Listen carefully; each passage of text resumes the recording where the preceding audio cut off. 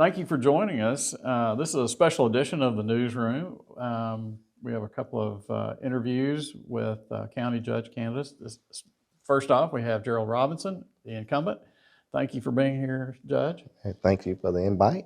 We're going to try to keep this to an hour, but E has supplied me with a jillion questions, so we'll see how that goes. But let's, as if it was a debate, let's give you a couple of minutes to tell viewers about yourself. Well, opening remarks. You know, I've kind of been around a little while. It's about 35 years in this business. Let me start out. You know, I started with the sheriff's office some 35 years ago. I started as a jailer, worked my way through the ranks. I worked and commanded every department in the sheriff's office. Then that was the only job I had since college, and so I've spent most of my adult career that was in law enforcement and in government. And before becoming county judge, I spent 6 terms as the sheriff. And at that particular time, it was 2-year terms. And then I became the county judge.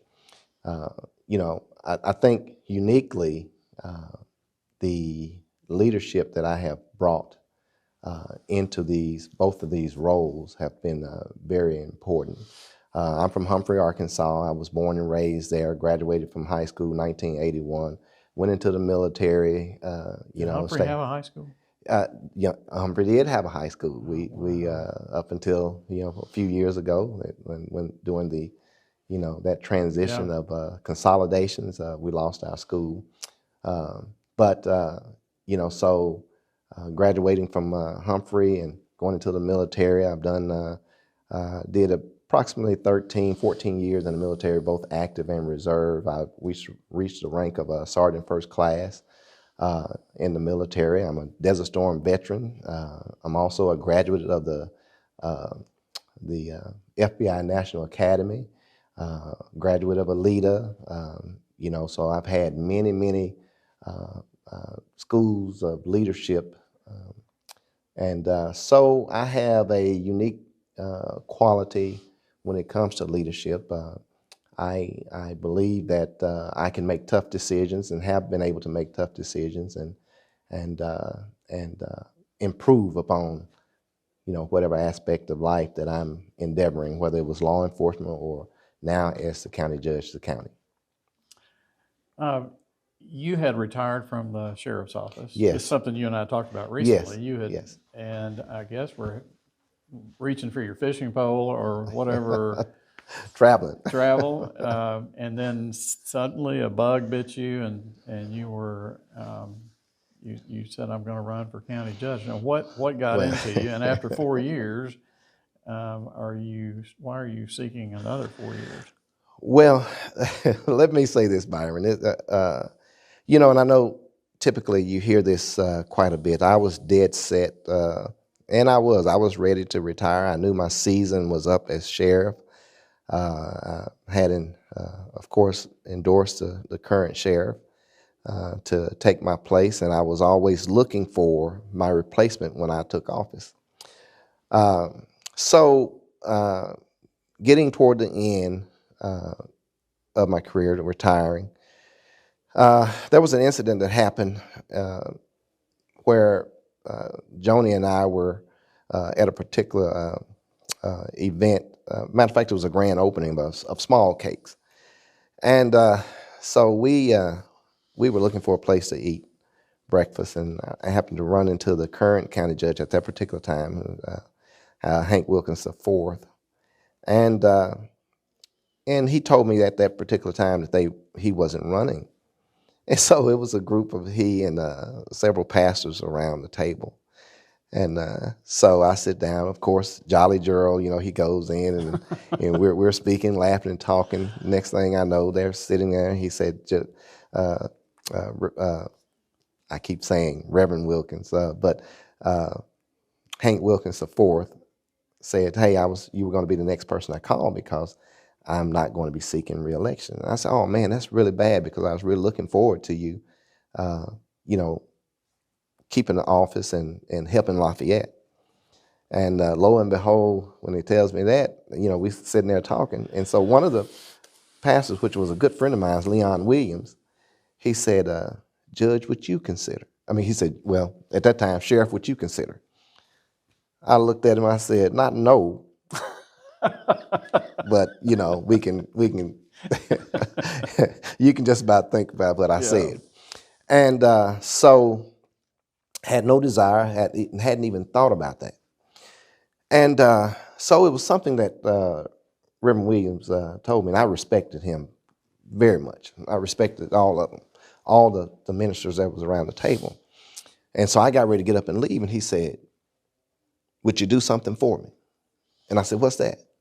He said, pray about it. We need you. So I said, okay, I'll do that. I'll do that.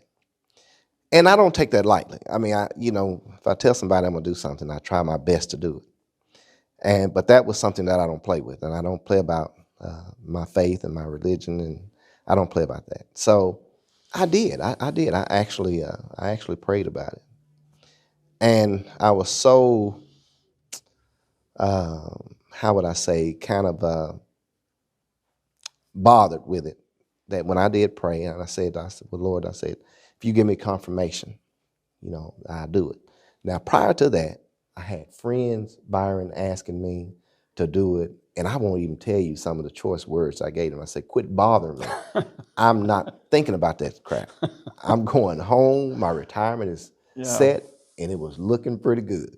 You had your plane tickets. Yes. So, and I did.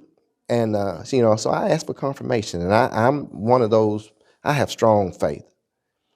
And so I asked for confirmation. And so I got up that morning. It was on a Sunday morning. When they asked me, it was on a Saturday. That Sunday morning, I got up to use the bathroom, and in my mind, the answer was still no. I went into this deep sleep, Byron, and it's probably the best sleep I had in a long time. And I got up, and that no suddenly turned into, oh my goodness, I think I need to do this. And so I asked for confirmation. I come to Pine Bluff. I had already spoke to my sister the night before, my oldest sister. So I spoke with her. She actually thought something was wrong with me physically, because she was saying, what's wrong, And I said, I'll tell you, I'll talk to you about it. Because when we make decisions like this, we always talk to those who are closest to us, family, friends, whatever. And so I wanted to speak with her. They're the ones who will tell you They're crazy. The ones, they tell you whether you're crazy or not. So I do that, and lo and behold, I come to Pine Bluff, and I was on my way to my sister's house, and I was traveling north on Hazel, and a vehicle turned off in front of me, and I was still at that time in my police unit, and vehicle turned in front of me and kind of cut me off. So I'm pulling in real quick, and lo and behold, I run into Bill Jones. And I see Miss Sissy on the side, but I said, Bill out there, roll the window down. I said, man, I was going to give you, and then before I could even get it out of my mouth, he said, Gerald, what's going on with Hank? He said, you need to run for county judge. I didn't even open my mouth to say what was on my mind. Now, that's whether you have any type of spiritual feelings or whatever, but that was strange. So he uttered it out of his mouth before I could get it out of mine. So we talked about it a little while. And I left from there and went to my sister's. So I go in the front door and get ready to settle down and talk with her. And she said, you know what I've been thinking? And this is my oldest sister, Sheena, who's also a breast cancer survivor. But when my mom died, she took on the role as mama. And so before I could get it out of my mouth, she said, I've been thinking. She said, you're too young to retire. She said, you need to run for another office. Now, there's 2 times. This is the second time that somebody opened their mouth. This is not fair. Yes. This is the second time somebody opened their mouth without me telling them what I was planning or what I was thinking in my mind I wanted to talk to them about. So I said, dang, that's twice. And then next, my oldest sister and youngest sister, they stayed beside each other here in Pine Bluff. And at that particular time. And then here my baby sister comes in. She had read the paper. She said, and they call me by my middle name most of the time, Lewis. They said, Lewis, what's this? Hank Wilkins not running. Boy, you need to run for county judge. and I just kind of looked up and said, 3 times I'm getting confirmation without me opening my mouth to even say what I wanted to, what I wanted to say. So I took that as a confirmation for me to run for this office, and regardless of what anybody else said before then, all that went away. And so it was another thing that Reverend Williams said before I left that table that Saturday morning. He said, whether it's a yay or a nay, he said, whether I'm the first or the second, please call and let me know. So after that, I did call a couple other friends and ask, and the answer was yes, 100% yes, you need to do it, you need to do it. So I called Reverend Williams, and he was traveling. I don't know where he was traveling from, but all of a sudden when I told him I was going to do it, he just started screaming. He said, hey, he's going to do it.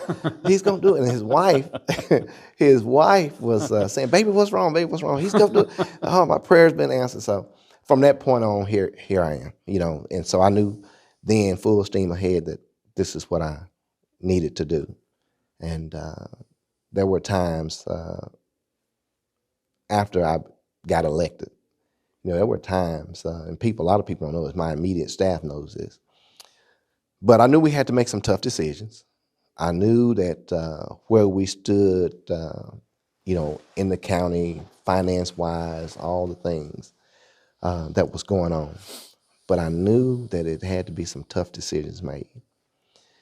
And so that first year was kind of tough, making those decisions. And, so much resistance. I do have that down as a question. Yes. A little housekeeping here. You had called me yesterday, maybe? Day before yesterday? Maybe the day before yesterday, Sunday? something like that, yes. And expressed a desire to actually have a debate with your opponent. Yes. And he made it clear he did not want to do that. And I will ask him that when I talk to him. But yes. why do you think that is? Is the blood so bad between you two that? Well, let me say this, man, and I'm blatantly honest. I've always been that way with you. If you ask me something, I'm gonna tell you. He and I did not start on a good foot.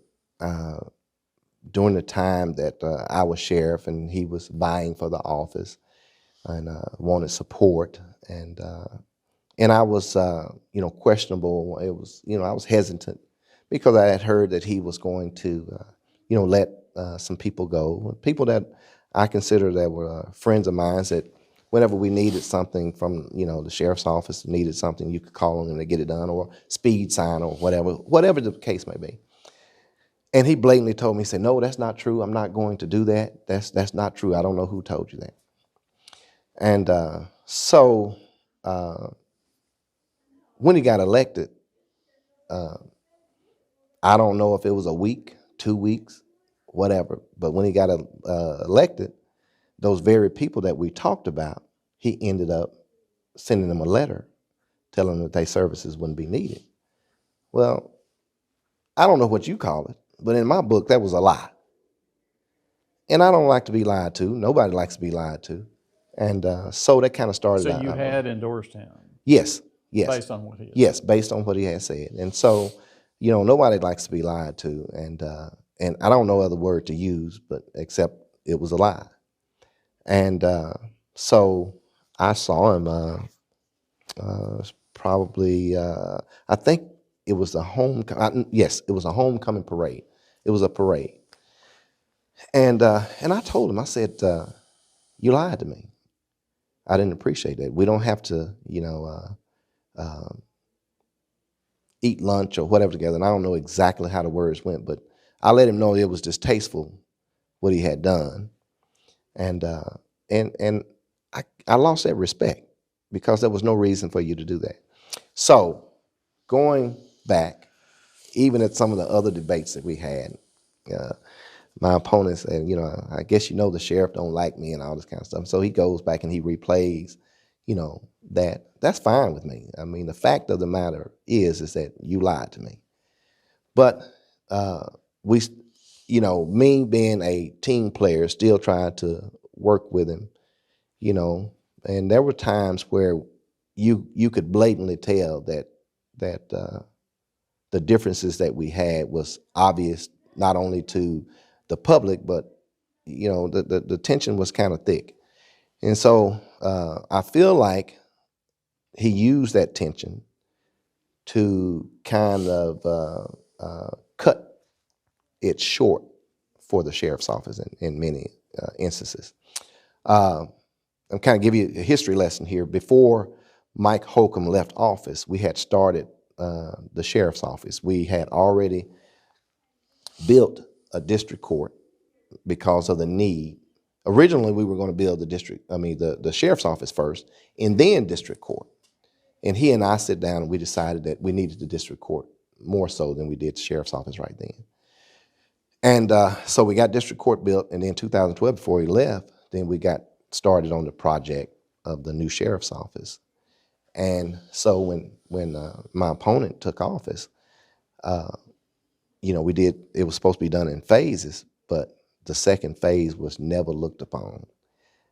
Never tried to get the money to finish the sheriff's office.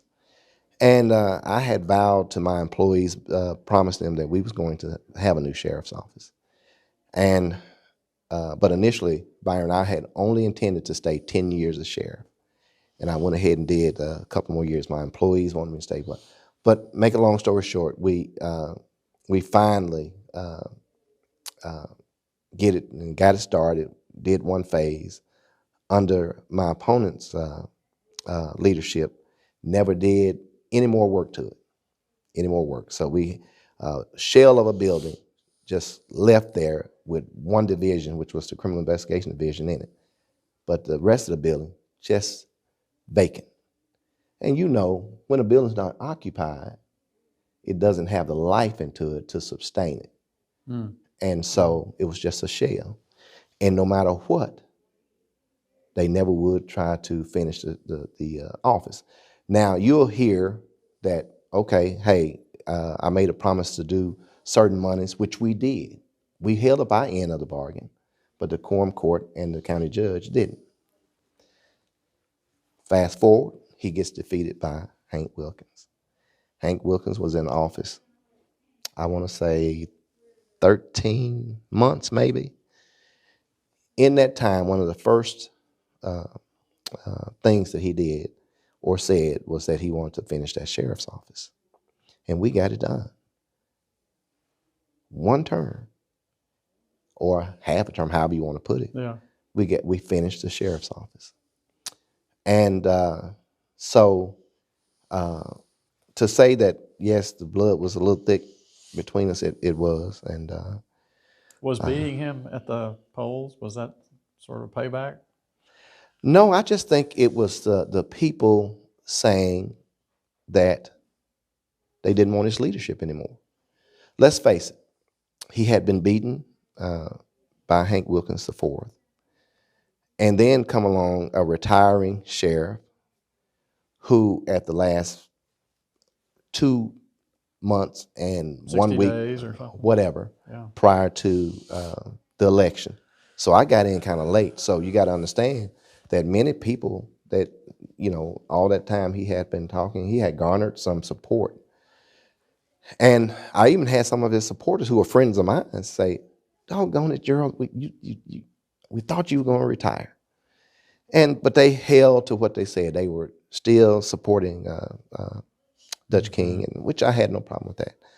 But winning that race to me told me that the people did not want him. They did not want his leadership anymore.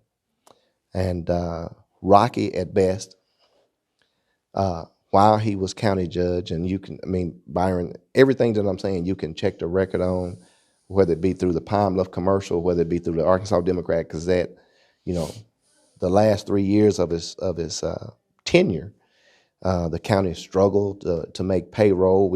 Employees didn't know whether they were going to get paid or not. It was just a rocky road. Several times it was discussed as to whether, what we needed to do.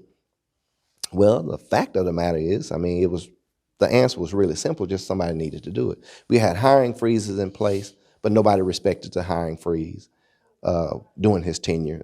People continued to hire or do whatever they wanted to do. So we knew what we needed to do. The population, Byron, was a big issue. Mm-hmm. We were steadily decreasing. I'm not saying that the law enforcement needs didn't increase, but the population, the tax base was leaving. But we had more employees than we did when our economy was doing better. So it was a matter of saying, look, we have to make some major decisions. And so to sum everything up, he wasn't able to get it done. His leadership did not provide us the direction that we needed to go. Before he left, the county was not in the best of shape at all. Communication to the elected officials, yes, we had meetings, but we didn't know the full story of how bad the county finances were. So upon him getting beat, we knew, and the people were ready for a change. If not, he would have still been in office. But winning that election let me know that the people were ready to go in a new direction. And it also let me know that the people respected my leadership. And leadership is more than coaching a little league baseball team or being active in the community. Leadership is that ability to make those tough decisions, do what's right, and be able to take the hits from it, even if everybody doesn't agree with it. And so winning that election told me that the people were ready to go in another direction. Let's talk about the county finances. You said you came in and the county finances were not such good shape. Right. And what comes to mind, and this may not be where you made the biggest move, but it was significant. In my memory, it was when you went and visited other counties. Yes. And saw, oh, they have a bigger county and they have fewer employees because they use technology better. Yes. And they are better trained, and you came back and said you wanted to implement those kind of things here. Tell us how that's gone. Tell us, do you have a yardstick on how effective that's been?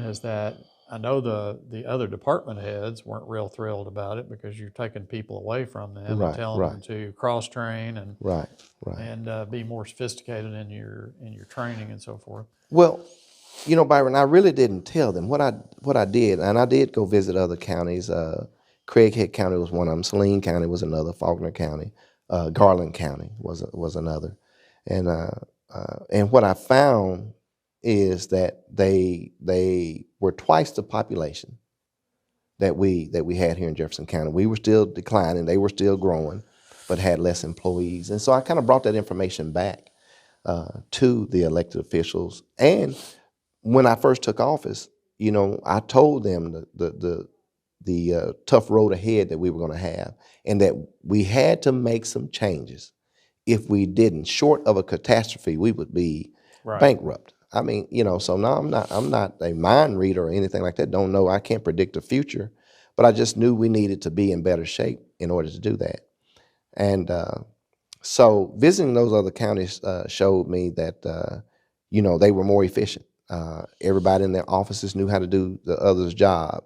They had more technology, whether it be software, whatever, to be able to do more with less. They also had nice reserves built up in their counties by running more efficiently. And so not that I thought that, hey, they were just light years ahead of us.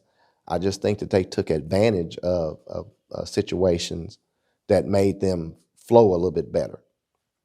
And so I presented that to our officials. And of course, look, when you have these offices, you have friends. In some instances, you may have family or church members or whatever. And when you have to make decisions that you may need to cut a position or let somebody go, that's pretty tough because you're affecting people's lives. It didn't go without a heavy heart. But my heart was, or is, still is, we got to do what's best for Jefferson County. And I describe Jefferson County like a beautiful woman who needs to be cared for, or a glass of wine that's well aged and need to be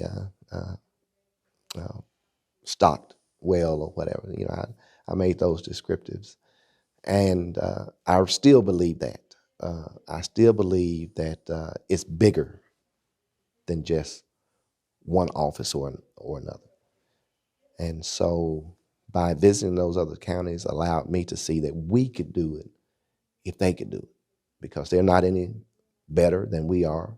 We can make those same decisions and we can do what we need to do. And so fast forward, if you look at where we are, we have survived a flood because we did it. We have survived straight line winds or a tornado because we did it. We have survived the pandemic because we made those tough decisions. In the first year, Byron, we were able to cut about $1.5 million by cutting cars, going with new technology, voice over internet IP, energy efficiency, solar. So we have made major strides in, saving as well as making cuts. And, I'm proud to say that we were the first county to go live with solar. First county, Jefferson County. And so we were able to make some good strides. Did you do that through Entergy, or was We did that it through Johnson Controls, but we changed the lighting. And let me be first. I always like to give credit where credit's due. Hank Wilkins IV started it. I just ended up finishing the project that he started. And so I commend him for the vision that he had to bring us up to date and using the solar to reduce those costs that we were spending. We saved $144,000 a year by going to voice over internet IP. We saved hundreds of thousands, about $120,000 or so, just by cleaning up the inventory. We had inventory where we had vehicles, 1988 vehicles and all that stuff on the inventory, things that were gone from the inventory that we were still paying for. So we saved over $100,000 just cleaning up the inventory. For like insurance and insurance and stuff on them. Yeah, and paying for stuff that we no longer had. So we cleaned up the inventory. Things that have been going on for years. For years. And man, just being able to do those things, getting the vehicles from the elected officials, that was one of the toughest things, because over the years, because Jefferson County may not have been able to give raises or whatever, people were given perks. But I found that in a lot of counties, none of the elected officials had vehicles other than the sheriff, the coroner, and the county judge. None of the, now you may still have a few counties, but so you had to take cars away from people? Yeah, we reduced the vehicles. I think we took away about 21 vehicles, but not only did some elected officials have vehicles, but assistants had vehicles. So there was a lot of money going out of the door. And even though I did that was some of the things that was discussed with Quorum Court prior to me even taking office. They wanted to do it, but just nobody ever did it. So I came in, made those moves. It was tough, Not very popular. not very popular at all. But I said, I got broad shoulders, I can take it. And it got, that first year was kind of heavy to me, because I actually went home. I took about 3 days off, and I actually went home. I had just frustrated with the negativity, frustrated with bumping heads with individuals, decisions. Nobody, trying to be one Jefferson County, but everybody's not liking it. And so, I said, I did. I actually went home, and I was actually outside doing some maintenance to the house and stuff like that, just thinking about. And I had already told my staff, I said, you know what? I said, I'm not putting up with this crap. I said, I'm letting it go. First of the year, hey, y'all can have it. And that's what I told them before I left. But when I got home and I was resting, and I'm telling you, Byron, I had to do some, I prayed about it, man. I had to really do some soul searching. But a revelation came to me, and hearing the voice in my head, you be the leader that I told you to be. And I kept hearing that. Be the leader that I told you to be. And that resonated. And I called my staff, and I had them all on speakerphone. And as I was doing it, just tears just started rolling down my eyes. And I told them what I was going through. And I said, but you know what? I said, I'm not going anywhere. Nobody's going to run me off. I say, I'm going to be the leader that I was told to be. Now, what that means? That means, because as I took a look at it, Byron, I was trying to satisfy everybody. I was trying to still be that friend, because I had relationships that I had built over the whole course of my entire career. And so when you do that and you make those tough decisions and you're trying to satisfy others instead of doing what's best for the bigger picture, you'll find yourself mentally drained. And that's where I was. I was mentally drained. My heart wasn't in it. But when I had that revelation, I have not looked back. Jefferson County means so much to me. Yes, I could retire, not a problem. If I didn't win this election, I would not miss a beat. But I still believe that I have service. My service is not done yet. We've done so much. No other county judge has built 3 buildings at one time.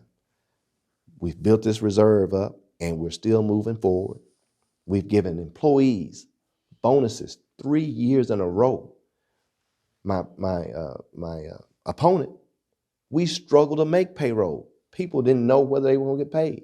But 3 years in a row, we've done bonuses.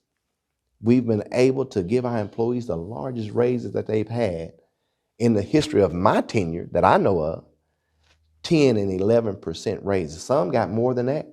And it was a shame to say, I'm embarrassed to say, we had employees that had been there 10, 11, and 12 years that weren't even making $6.50 an hour.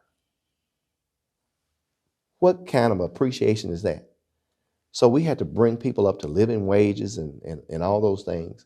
And so some people got larger raises than the 10% raises and the 11% for law enforcement. The elected officials got a combined raises, and I want to say in a year's time, or somewhere in a year's time, of almost $20,000, right at $20,000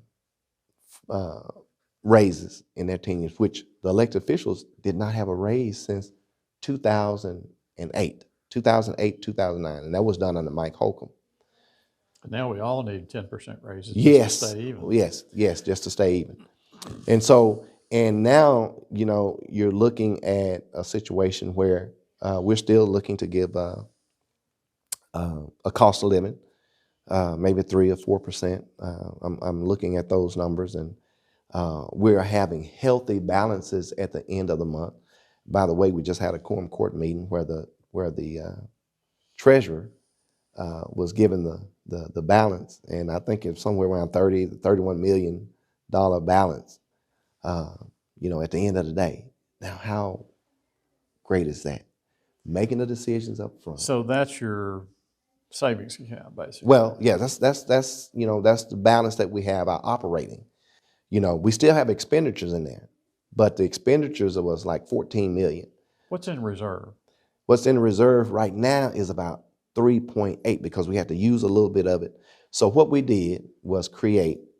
We already had a reserve account that we had, and so I spoke with the treasurer, and then we got together and decided to create a reserve for county general, create a reserve for the jail M&O, create a reserve for the road, and then we would have the regular reserve where we're utilizing that because of the casino's monies that we have coming in. I put 75% of the casino revenue into the regular reserve, 25% of the casino revenue goes into county general. You don't want to put all your eggs in one basket. Let's say because the casino could fold tomorrow. And if you put all your eggs in one basket and you're dependent on that money to come in, then all of a sudden you don't have it anymore. Then that leaves you up the creek. So we want to be conservative with what we're doing. We want to make sure that we can continue to be able to provide, those raises for our employees and the, services, better services to the public. Because at the end of the day, even elected official, whatever, we are political. So we have to take care of business because the taxpayers elected us to take care of business. So your reserves are, 3.8. How high would you want that? What's your goal? Well, my goal was to have 5 million in my first term. Okay. So, and I say 3.8 because we just used a little bit of it for the road, and so I'm saying 3.8, somewhere around 3.8, 4 million. So if we keep up at our current rate, my goal was to be 5 million. If we keep it up and we repeat what we did last year, into putting 800,000, we'll have 6.3, 6.4 million. So that means we'll surpass what my goal was of 5 million. And Byron, that is something that I'm really, really grateful of. What was the reserve when you took office? The reserve when I took office was right at $30,000. That's how much cushion the that's county had? That's all the county had, and it's pretty sad. I think when Mike left office, it's like 66, 67,000 during that Dutch's tenure. It got down to like 30,000. It wasn't enough for Hank to use any of it, and so we were to me bankrupt. We couldn't do anything, and so it was three things, Byron, that I promised when I became judge, and you can check the record on this. It was only three things I wanted to do. I think a lot of times politicians make all these promises and they don't fulfill them. But as sheriff, I fulfilled the promises that I made to the people, and as county judge, I'm fulfilling those promises even now. I wanted to build communication, build relationships, and build buildings. Now that seems very simple when you think about it, but it's actually major because you have to have relationships with your community, with the business community, with everybody to make things work. So by doing those things, we have invested, or we have had, over $650 million in capital improvement in my first term. We've been influential in getting businesses to come here, such as Good Day Farms, Car Tie. We built those 3 buildings. We got dispensaries. We got all those things that we're working on that's bringing more tax dollars, and the casino. I took the biggest hit on making the decision to give the casino a letter to come here. Constitutionally, yes, you can have the mayor signature, but it takes the county judge to bring a casino here.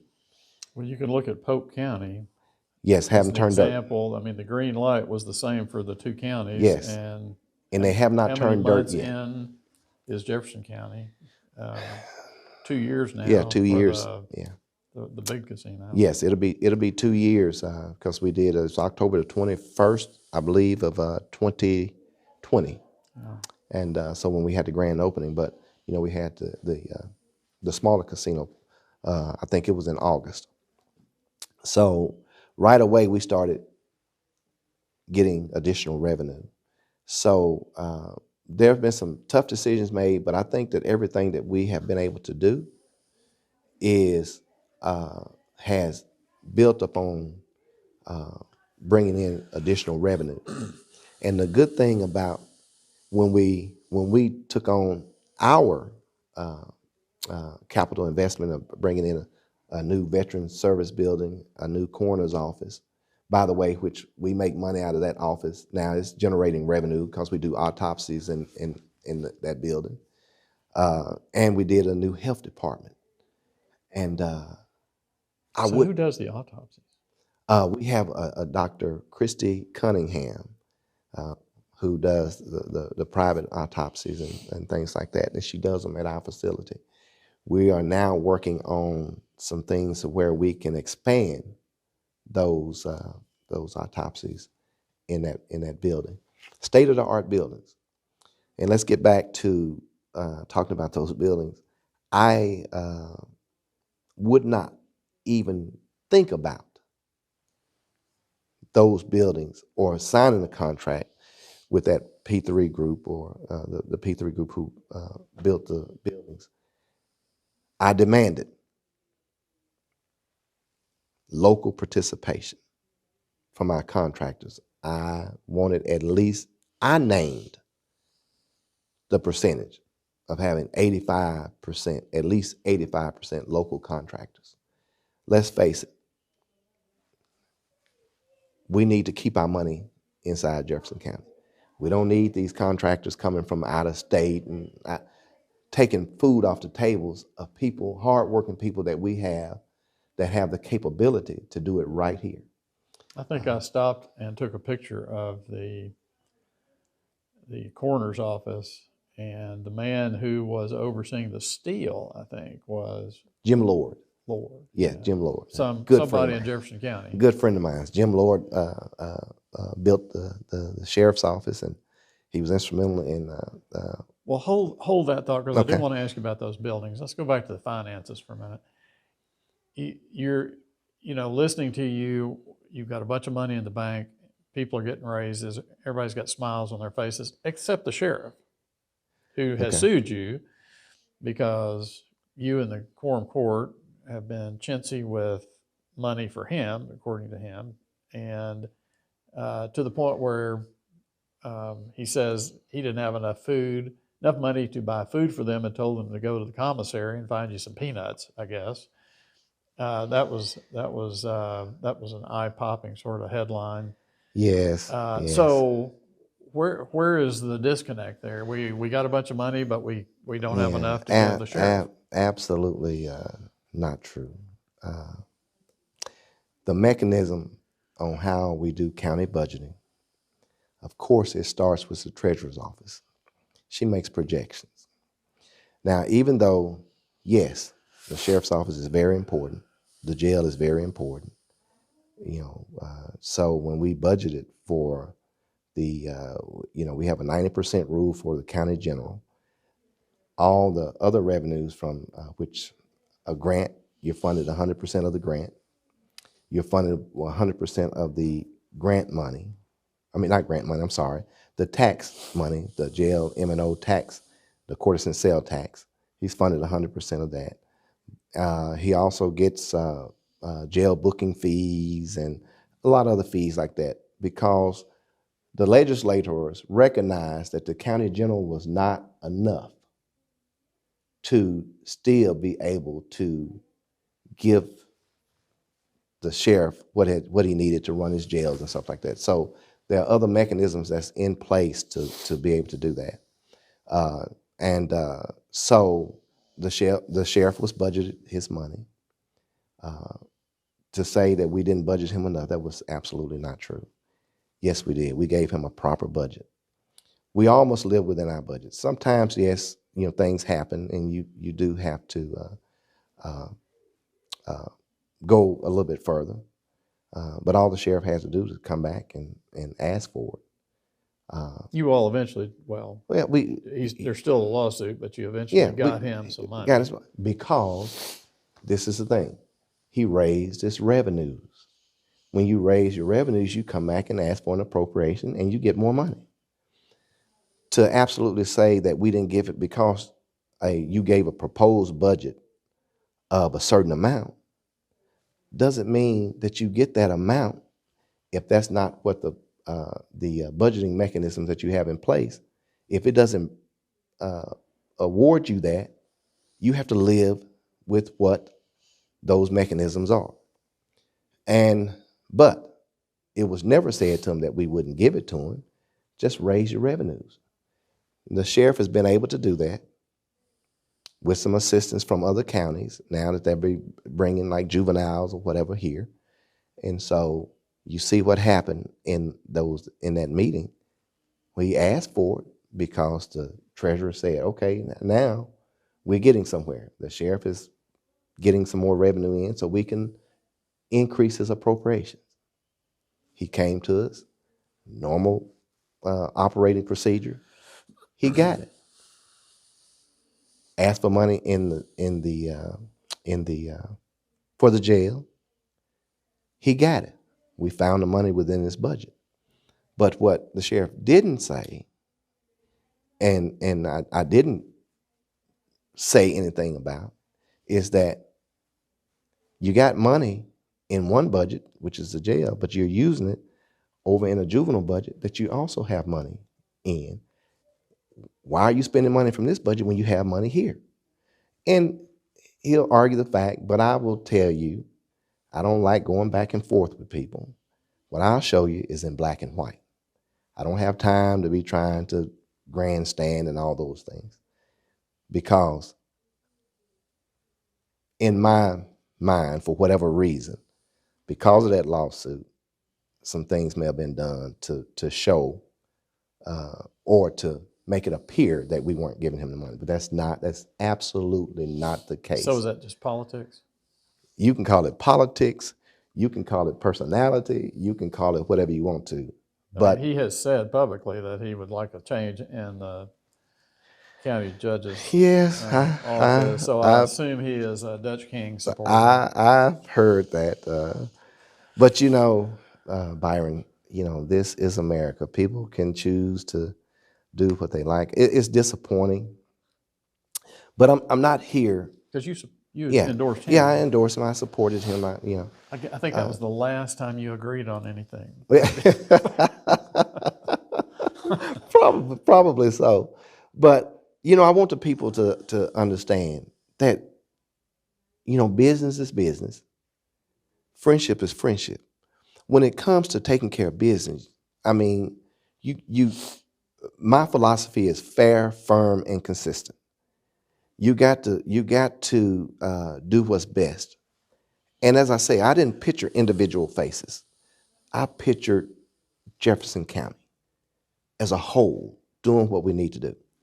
And there's no way, being a former sheriff, that I would ever let, and I want to make this clear, that I would ever set the sheriff up to fail or not give him funding that constitutionally that he's supposed to have.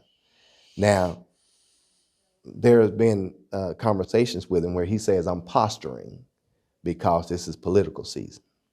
It was political season the first day I held my hand up and swore to follow the Constitution, do what's right. So those people who go around saying, oh, he's just doing it for political reasons,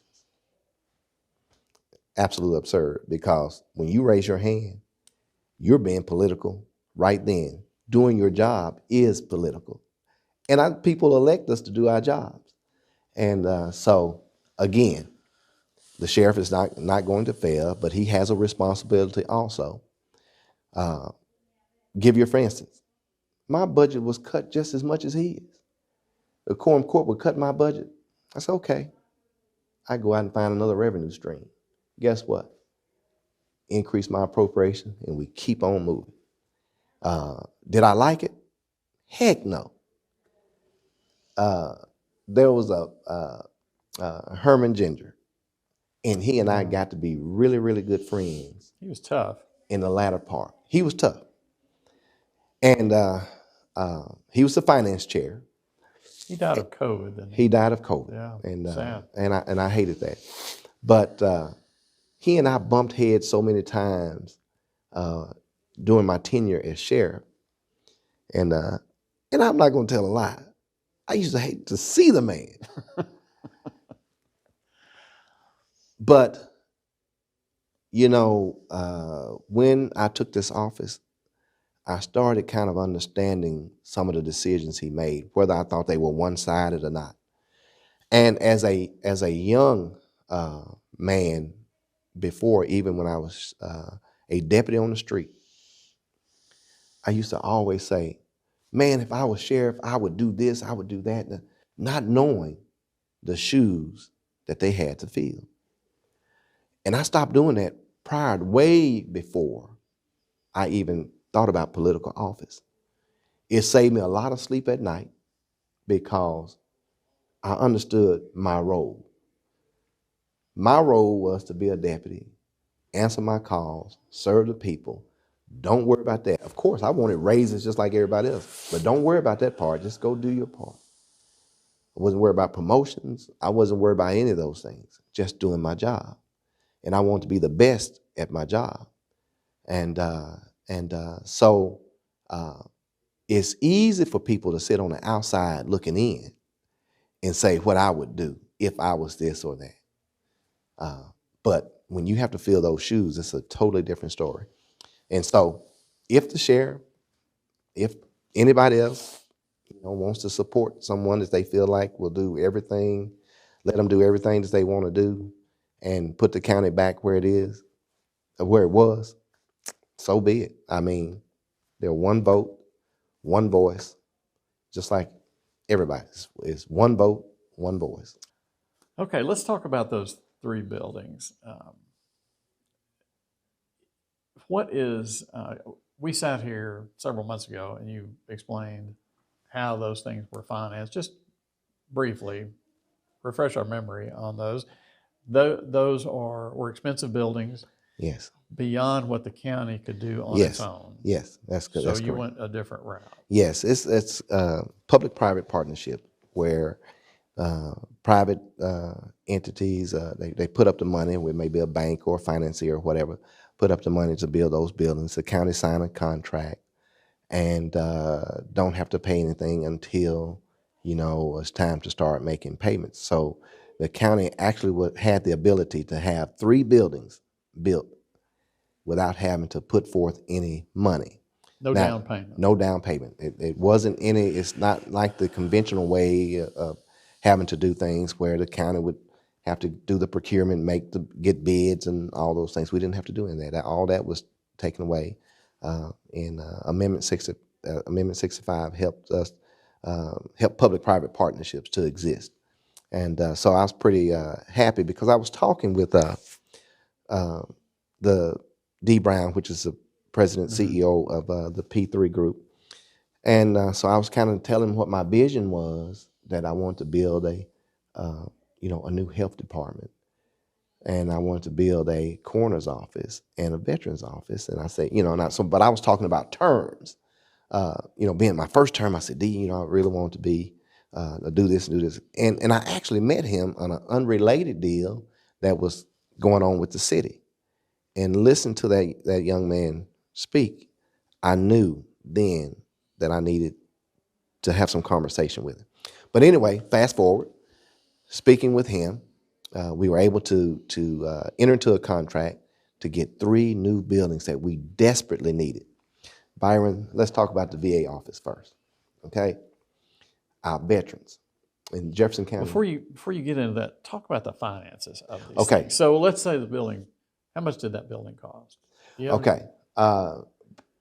Broken down, which one we want to go? Just pick one. Okay. Because they all fell into the same. Yeah. Okay. The coroner's office, Yeah. like $4.8 million. Okay. The veterans office, $4.8 million. They built it. They built it. You're sitting over here, hadn't put up a dime. Hadn't put up a dime. They build it, and then it becomes the county property in 30 years. In 30 years. Or we have the option to pay off early. We can pay up to $1 million toward the principal if we choose to. Simmons hold the bonds. Simmons liked the deal so much that they took on the financing of it. They also... So they issued bonds. Yes. Okay. So Simmons... So the Quorum Court had to approve... Yeah, Quorum Court had to issuance approve of the contract and all those things. So Simmons took up on having it, and they believed in it so much that they gave us $1 million toward... I remember, yeah. Toward the health department. Yeah. And, the veterans office. So 18-point-something million total for all 3 buildings. Able to get those things done. We have state-of-the-art buildings. The Veteran Service Building contains a memorial for the soldiers who have died in the state of Arkansas or from the state of Arkansas. World War I, II, Korean War, Vietnam War, Iraqi, Afghan, have all that contained in the windows of in the courtyard. The health department, and I'm so proud of it because we were able to name those buildings after some pretty significant, in my mind, African Americans in this community that people knew. The coroner's office was the U.S. Brown coroner's office, and U.S. Brown was a local funeral home director who was really, really connected, not just in this community, but outside this community. He was considered a mover and a shaker. And the pride and joy, the health department was named after Dr. Josetta Wilkins. Now, who doesn't know about the Wilkins family? And, she carried a bill which was a breast cancer bill. And I just thought it would be fitting. And I'm going to tell you, Byron, when I was trying to think of the names, and then Joni will tell you this, I lay in bed and all of a sudden I keep a notebook on the side of the bed because when I have these ideas, so I write these names and all that stuff down and I go back to sleep. And they just came to me out of the blue. And the Veterans Building, I named it after L.G. Roberts, who we served together in Desert Storm, and we were good friends. His daughter is my goddaughter, Tawana. And so to be able to name those buildings after those significant individuals in this community was something else.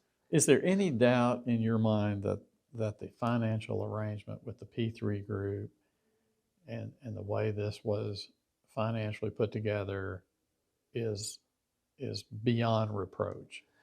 Because I believe people still call us up and say, oh, that's... Yeah. I believe that is beyond reproach. During this, and I'll even take it a step further. We had, before we went into this, we had Clark Hill law firm, which is an international law firm, to look into it and say, hey, this is legal, this is, beyond reproach and everything. And before I signed off on it before. And so we just had an audit, okay, not too long ago. And the audit had a finding that the P3 group did not for the contractor, and I may not be using the contractor to bid that out, whatever, the person over the building projects. Well, we argued that. We still think the audit is wrong. We showed them, and they used an opinion, an attorney general's opinion back in 1990. And we surely, with the law firm Clark Hill, they put their stamp on it that, hey, we're not jeopardizing our law firm. Hey, we stand on what this decision is. And so when you look at it, you'll say, well, that was an opinion. That's what that's all it, I want the people to know. It's an attorney general's opinion. It was not a Supreme Court decision, okay? So it wasn't law, so it wasn't legislative. So we disagreed with them, and we still disagree with them on that small finding that they had in there. And so I'd love to let people look at our response to what the auditors said. So we have lawyers put against auditors. And it comes to interpretation of the law, and I'm sure the auditors have, their lawyer looking at it. So we have two differences of opinion that we feel that we're right. They felt that they were right, and they listed that. But if you look at our responses, you'll see that their decision even enhanced what we were trying to tell them in the first place. So, but no, to me, short answer is beyond reproach. I think this is going to be the wave of the future when it comes to dealing with municipalities and counties. I wonder if other counties, They did. have taken advantage of They that. did. Crittenden County, West Memphis, had 3 buildings, a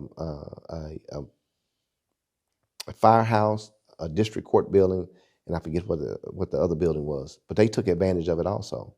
I got an opportunity to go down and to the grand opening of the fire station and look at it, and the judge there was very happy with what they had done. The mayor was happy with what the P3 group had done. Oh, was Jefferson County the first one to? No, actually, West Memphis was. West Memphis was under the P3 group that I know of. Yeah. And then we are also looking to do the same thing with the Sea-Ark project. So it's and I guess the way they make money is they're just act like a bank. Right. They're going to build it and basically charge you rent or a Right. mortgage payment. Right. Exactly. And over a period of time, they will have recouped exactly. with interest more than what they had put in. Right. One of the if a county judge does nothing else, it's to take care of the roads. Yes. Because if they're bad, that's all you hear, and Yeah. there's always some bad ones out there. Yes. We got explain to us where was the call that we got or the email? What part of the county was that?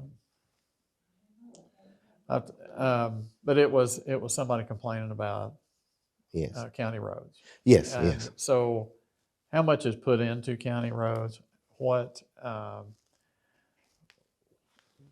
is the how are the county roads doing? I guess. Okay. From the taxes, the way it's broken down, 75% of your taxes, personal property tax, whatever, 75% of it goes to the school district. Well, roads in that breakdown only get 6% of all the taxes that's generated. All the property and personal. Yes, we get 6% of it. Real estate taxes. And so we also receive money from the state. So Jefferson County has about 973 square miles of road. And is that a lot? That's a lot. That's a lot when we're talking about roads. And do we have some roads that are in terrible shape? Yes, we do. Trust me. I think that's who called. Yes, trust me. I have traveled them. And anytime I get a call, I respond. I go out and Ricky, who's my road superintendent, we go out and we look at the roads. And so we have a system that we try to prioritize the worst and then try to do, because we can only do so many roads in a year. But Byron, you have X amount of money. Right, because we have X amount of money. But this is what I'm so proud of. we look back and we check with, on the other administrations and all those things. Last year, going back, 2019 is when I took office. 2020, we did about 14 miles of resurfacing, which is almost double what average of what past administrations done. 14 miles? 14 miles. That just doesn't seem like Resurfacing. very much. It doesn't. It doesn't. In the grand scheme of things, it doesn't. But it's a whole lot more being done to the roads than what people realize. Because we're talking about resurfacing. I'm not talking about patching we still have to do some pothole patching and stuff like that. But I'm talking about resurfacing. Last year, we did 18.3. 18.3. This year, we're finishing up 20.4 miles of resurface, whether it was a chip seal road or whether we did a hot mix, which means, let me explain, because some people, I'm not trying to play people dumb or whatever. Hot mix is the asphalt. Right. And then the chip seal is, we have this That's when you get your windshield broken. Right. Well, we bought this piece of equipment. It's called a mixer grinder. That we grind up the road. We treat the base, and then we put the oil and the gravel on it. But when you finish with it and you roll it in place and it's settled, it is as hard as the asphalt. Yeah. And so we've done 20.4. But get this. This is where it's going to blow you away. We did it with 17 people less than the previous administrations. 17 people less. Less in the manpower. road department. In the road department. 17 men less. How many people are in? I had 32. I had 48 when I took off. But we've reduced our manpower. We have increased the equipment. We were spending $500,000 to $600,000 a year in repairs. Last year, we only spent $60,000 in repairs. Repairs of your equipment. Why is that? We had raggedy crap. It was raggedy. I'm just being honest with you. I walked out on that yard. I told my road superintendent, I say, every piece of equipment we got here that hadn't moved in a year, I want it gone. I say, get rid of these raggedy trucks. I said, we got to get equipment that works, equipment that we have warranties and stuff on. We can be more efficient, cost effective, and we're doing it with less people. My goal next year is to reach 25 miles. Before I leave office, that was 973 miles. Probably about 600,000 is probably bad as I don't know what. I'm going to put a major dent in these roads. You can go on our website. You can check the individuals on Lucky Road, Ferguson Road, Providence Road, Musk Road, Summit Road, Wheeler Chapel Road, Hannahberry Lake Road, all redone. Now, when people see us out there doing the work, of course, when they see us doing the work, they want their road done. And everybody wants their road done. And what I tell people is just be patient with us. We'll get to it. We get one road done, and man, we're getting our ears blasted on one end about why you didn't do our road. But we are getting to these bad roads, and we're doing our best to serve the people. You get calls from people thanking you for? But no, I take that back. We finished Lucky Road. We finished Ferguson Road. And of course, we get, as a matter of fact, I got a note the other day. Thank you for giving our road the attention that it needs. I got a lady, probably one bad section there on, it's a road called Donaldson Road, and that we got to cut out and everything. But just like anything else, those roads depend on the weather. It depends on getting materials and all that stuff. And COVID has made me sick of the chain of trying to get materials, because everything is slowed down. And Still? Yes. Look, we're waiting. We're waiting on concrete right now to so we can, because we mix that. We call it, on our chip seal roads and stuff like that, and porcelain cement. We put it in again to make that ground hard, so we'll build that base. We got to wait to 26 before we get our next order. 20. The 26th of this month. So, coupled by the fact of weather, then supply chain, then prices increasing to the max on oil, any product, and that's the thing now. Think about the road department. Anything that we do that has to concern of the road is going to concern oil, gas, whatever. Yeah. We even had to shut the men working to 3.5 days, but it saved us $2,000 a week in fuel to compensate for the rise in prices. And I think we've done very well at being, utilizing the Something money. you referenced a minute ago was the population decline. Yes, we're still in a decline. Is it, there for a while it seemed like people were just fleeing Pine Bluff and were kind of filtering out into the county. But are we just flat out losing people in the county now? We're flat out losing people in the county.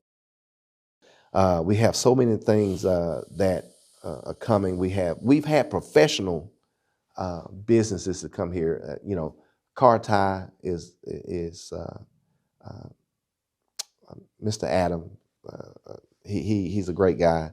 Good, like I say, Good Day Farms. All these businesses are coming in, and it's making things better. Now, I believe that we are just on the cusp of getting to that stage to where you really start to see some activity, us moving really forward, at a greater pace. I would say that people have been saying that for years. Yes, but I can give you proof of it. $650 million in capital improvement. Now, all the time we're talking about these years of the decline and all those things. All the construction that we had going on at one time in Jefferson County really generated some talk. Not just in Jefferson County, but outside of Jefferson County. You had people rooting for us to be better. We hadn't had that much construction in Jefferson County. In my 35 years career, we hadn't had that much construction going on at all. As a matter of fact, most of the contractors were traveling outside of Jefferson County just to keep food on their tables. But look at what we've done with all that construction that was going on, and we still got more coming. GTL, we got highway projects, all those things happening within the county. Those are jobs. So now, I don't believe that downtown is going to generate what we're looking for as far as creating an activity of people really wanting to visit downtown. I do think it's going to create some traffic. But I really see our traffic creating along the 530 corridor, and I think that's where we should be investing in water and gas and things of that nature, because even our schools, when you travel outside of Jefferson County, look at those schools up northwest and stuff like that. What are they next to? Major interstates and things of that nature. So we have to create those corridors where people want to come to Jefferson County, create some activities that make people want to come to Jefferson County. Let's talk about that. Are there other things that the county can be doing to increase economic development, tourism? We talk about cultural tourism. Your revenue streams are sort of limited. Yeah, yes. I'm glad you said tourism. Right now, I'm working with the mayor and Bill Jones, who is a recent new appointee of the Game and Fish Commission. We've met, and we're talking about canoe trail with Bayou Bartholomew, which is the largest bayou in the world. And so Bill and I, we were very excited about this. We posted a little bit of this on the website, and that thing started having some views right away. And so we're going to, we want to create because just like cycling, riding bikes, and so people come from all around to canoe trails and things like that. We want to have remote docks where they can camp overnight if that's what they want to do. We want to create fishing docks for people. I think in talking with Bill or talking with some of the commissioners, and we've met with them, about 45% of the people fish from the bank. So, man, if we can create those docks for them to fish off of and game and fish, stock them, and all those things, then you're creating some tourism. You're creating people coming here, which means they're going to spend their dollars here. And so I'm very excited about that. And as a matter of fact, Bill and I are going to do some things Friday. We are probably going to do some canoeing, just so we can kind of get an idea of that feeling and attraction. Water's going to be cold. Yes, yes. Is there anything else on your to-do list to increase economic yes, development? yes. There's some things that that I want to help in. The racetrack is still a major feat that we want to try to do, and I'm not trying to steal any thunder from Joni and Alderman Whitfield. I mean, because I think they kind of took it and tried to run with it. Right. But it's going to take all of us as a partner, county, city, working together to try to get that developed, because we have some racers here. We have some people who love to race, and I think that would be an attraction that we have not even tapped into how big it could be. And I'm talking about from all around, all over the country coming here, if we could get that done. Okay. We probably should wrap this up. Yeah. As if this were a debate, we'll give you a couple minutes to a closing statement. Well, let me say this, Byron. Yes, I guess it would be part of your closing statement, like why should people vote for you again? Okay. Let's say this. Rather than me just doing a lot of talking, I would want people to vote for me because they see the work that I have done. We can use that cliche, proof in the pudding. Whether you like a Gerald Robinson's personality or whatever, I'm a man of action. I'm a man that gets things done. I think people overall like what we're doing, like the direction that we're moving in. And so that's why I think people should continue to vote for me. I think that they should look at the record. And I think if you look at my record, I have a proven record of leadership.